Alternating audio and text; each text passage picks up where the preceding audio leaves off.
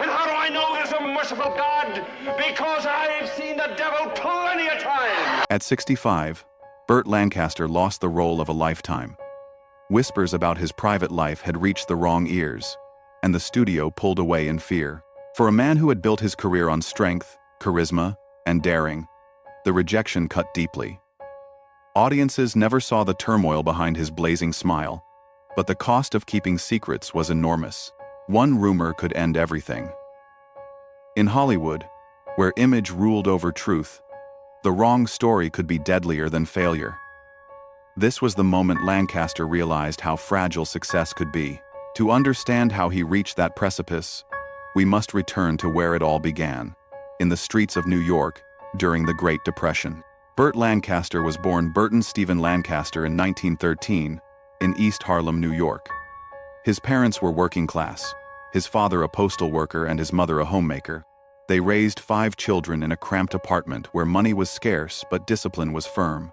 Burt grew up during the Roaring '20s, when jazz spilled from clubs, flappers danced with abandon, and silent film stars lit up screens. Yet by the time he reached adolescence, the Great Depression had cast its long shadow. Bread lines stretched down city blocks, and young men like Burt searched for ways to survive. He was a tall, athletic boy, drawn to the excitement of the streets more than the classrooms. Baseball games on city lots and long afternoons in neighborhood gyms built his strength, but he was also restless, searching for adventure beyond the crowded tenements. He found it in the circus. Alongside his childhood friend Nick Cravat, Burt joined a traveling troupe as an acrobat. Swinging high above the crowd on trapeze bars, he felt free for the first time. The applause roared louder than the hunger that often gnawed at him. In the 1,930 seconds, America carried both glamour and repression. The jazz age had ended, but swing music and dance halls still pulsed with energy. Men wore sharp suits and slicked hair. Women favored long gowns and elegance that defied economic hardship. Yet morality was strictly policed. Homosexuality was criminalized, whispered about but never spoken aloud. Young men like Burt learned early that survival meant presenting strength and certainty, never weakness or vulnerability. The circus became more than a job. It taught Burt discipline, courage, and the power of performance. Every leap and fall shaped the poise he would later bring to the screen. He also learned the intimacy of backstage life, where bonds were formed in secret and loyalty mattered more than words. But by the late 1,930 seconds, injuries forced him to step away. His powerful body, trained for the trapeze, had begun to break under the strain. With his circus days ending, he searched for a new path. As war loomed, Lancaster found himself drawn toward service, then toward acting. The transition was uncertain, but the pull of performance remained. From Harlem to the circus tent, he had been preparing for Hollywood without knowing it. What began as survival would soon turn into stardom. When World War II erupted, Burt Lancaster enlisted in the army, serving in the entertainment division. He performed for troops, not in combat but on stage, keeping spirits alive. That taste of performance lingered after the war, and when he returned to New York, a chance encounter changed everything. While visiting a friend, a theatrical producer noticed his striking presence. Soon, Lancaster was cast in a Broadway play, though he had little acting experience. What he lacked in training, he made up for with raw intensity. Hollywood came calling in 1946. His debut in The Killers was electric. As the doomed Swede, Lancaster combined athletic strength with haunting vulnerability. Audiences were captivated. Critics declared a new star had arrived. The studio quickly molded his image as the rugged outsider, the man of action who still carried emotional weight. He was not just handsome, he was compelling. Through the late 1,940 seconds and into the 1,950 seconds, Lancaster built a career that balanced physicality and artistry. He starred in films like Brute Force, Crisscross, and Sorry, Wrong Number. Each role revealed a man who could embody both danger and tenderness. Unlike many actors of his generation, he refused to settle into typecasting. He sought control of his work, co-founding a production company with Harold Hecht, and later James Hill. This move gave him rare independence in an era dominated by the studio system. Their company produced a string of acclaimed films. From Here to Eternity brought Lancaster one of his most famous roles as the tough sergeant who found forbidden love on a Hawaiian beach. The image of him kissing Deborah Kerr in the surf became iconic, though the passion on screen only hinted at the complexity of his private life. Elmer Gantry won him an Academy Award in 1960, cementing his reputation as a fearless actor willing to tackle controversial roles. Fans adored him. His towering frame, piercing blue eyes, and athletic grace made him a matinee idol. But behind the fame, Lancaster carried the weight of a secret.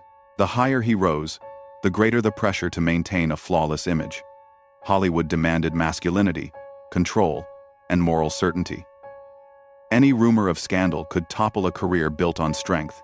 The studio publicity machine promoted his marriages and friendships, but the truth was more complicated. The star who embodied rugged independence was learning the cost of living two lives. Behind closed doors, Burt Lancaster's life told a different story than the one splashed across fan magazines. Friends and biographers have long noted that his personal life was complex, layered with relationships that did not fit the studio's carefully crafted narrative. Hollywood in the 1,940 seconds and 1,950 seconds was a place of coded signals, discrete parties, and whispered networks where same-sex relationships were both possible and perilous. It was in this hidden world that Lancaster reportedly found companionship. Fellow actors, stage performers, and even men from outside the industry crossed his path. At industry gatherings, where the music swelled and champagne glasses clinked, glances across the room carried meaning. A hand resting too long on a shoulder, a quick exit through a side door. These were the ways intimacy began, in a world where discovery meant ruin. Some accounts suggest Lancaster shared a particularly close bond with men like Rock Hudson and Anthony Perkins. Whether those relationships were fleeting encounters or deeper connections remains uncertain, but they reflected the pressures of their time. Each man knew the danger of exposure. Studio contracts included morality clauses. Tabloids hunted for scandal. Careers could vanish overnight if secrets reached the wrong desk. For Lancaster, secrecy became survival. He traveled with trusted friends who acted as buffers. On film sets abroad, particularly in Europe where social attitudes were more permissive, he found moments of freedom. A hotel room in Rome, a villa on the French coast, or a quiet dinner in Madrid offered spaces where he could relax without fear. These escapes gave him temporary relief from Hollywood's watchful eyes. Yet even these moments carried risk. An indiscreet comment from a jealous rival, a curious journalist following a hunch, could ignite suspicion. The knowledge of living under constant threat carved deep grooves of anxiety. Lancaster was known for his discipline, his rigid control over his public image, but that control came at a cost. He could never fully trust. Still, within this shadowed existence, there was genuine tenderness. Relationships built on secrecy often burned with intensity. Clandestine letters, unrecorded travels, and private promises formed a hidden world parallel to the one fans believed they knew. For Lancaster, love was real, but it was also dangerous. And as the years passed, the danger grew. Hollywood was changing, the press more aggressive, the public more curious. Rumors no longer stayed. Whispers. They began to creep into headlines. And soon, those whispers would threaten everything Lancaster had built. By the mid-1960 seconds, Hollywood's moral guardrails began to loosen, but not fast enough for Burt Lancaster. The gossip columns, once restrained by studio power, were now hungry for scandal. Confidential magazine had already ruined lives with its stories of hidden romances, and whispers about Lancaster began to surface. According to those close to him, a major role slipped away when rumors reached the producer's ears. Lancaster, then in his mid-60s, was devastated. It was not the first time studios had heard gossip, but the climate was shifting. No longer could image alone protect him. The press sensed the story behind the smile, and executives preferred to avoid risk. Losing a role was more than a professional setback. It was a reminder that everything he had achieved could be undone in an instant. The personal toll was heavy. Lancaster grew more guarded, careful even with close friends. parties became minefields. A glance too long, a laugh too intimate, could be misread. In private, he wrestled with loneliness. Fame had given him wealth, acclaim, and artistic freedom. Yet it also built walls around his heart. He fought back through his work. Lancaster leaned into roles that explored moral ambiguity. In films like The Swimmer, he portrayed men wrestling with disillusionment, a mirror of his own struggles. His performances carried raw power, shaped by the pressures he could not voice. Critics praised his intensity, but few recognized the personal battles fueling it. The era's laws added another layer of fear. Police raids on bars, arrests for indecency, and morality hearings in the press reminded him that even a hint of exposure could be catastrophic. For a man known for strength, the burden of silence was crushing. By the end of the decade, Lancaster faced a crossroads. The gossip had cost him opportunities. His personal life remained shrouded in secrecy, and Hollywood itself was transforming. Younger stars were emerging, the old studio system fading. The world that once built him was no longer the same. At this low point, Lancaster realized survival meant reinvention.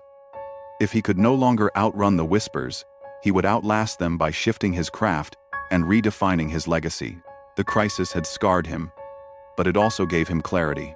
The 1,970 seconds and 1,980 seconds brought both challenges and unexpected triumphs for Burt Lancaster.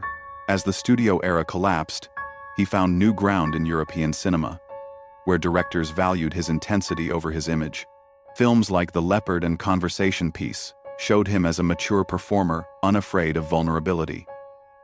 In these roles, Lancaster discovered freedom, away from Hollywood's relentless scrutiny.